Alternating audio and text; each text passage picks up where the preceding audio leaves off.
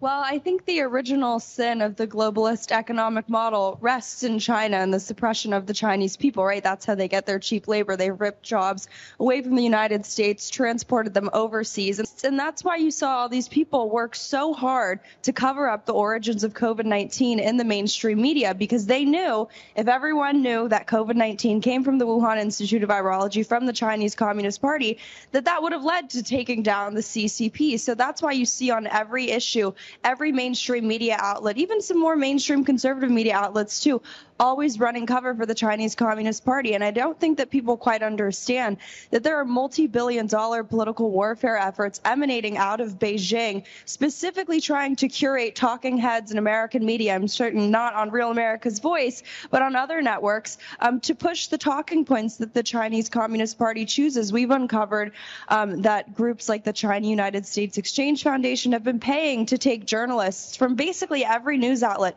CNN, the New York Times, the Wall Street Journal, NBC, MSNBC, I could list until the block ends, but to take them on trips to China overseas, and upon return, if you read the contracts, they're compelled to provide, quote, favorable coverage of the Chinese Communist Party. And this is just a drop in the very, very large ocean in terms of the tactics that China uses to really advance their own talking points. I always joke that, even though the Chinese Communist Party and their state-run outlets are distributed and disseminated in the halls of Congress, papers like China Daily, it's superfluous. They don't need to do that, because the editorial stance of so many mainstream papers are already, like so many things in America, being made in China. How deep and how broad is the infiltration in the money of the Chinese Communist Party in American society and culture?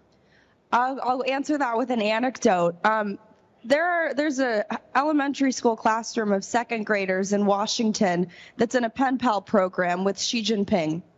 And I know that might be shocking to people. Pen pal program with, a mass dictator, a mass murderer. So when we try to understand why our intelligence agencies are acting like the Chinese Communist Party, treating us like dissidents, really weaponizing information, engaging in full-blown information warfare against the American people, it's because they have officially merged with the Chinese Communist Party. They use their tactics, whether it's intelligence warfare, economic warfare, not kinetic warfare yet, but you see political persecution. You see all the tactics the Chinese Communist Party uses against their own people, and that's why it's so critical to take down the CCP.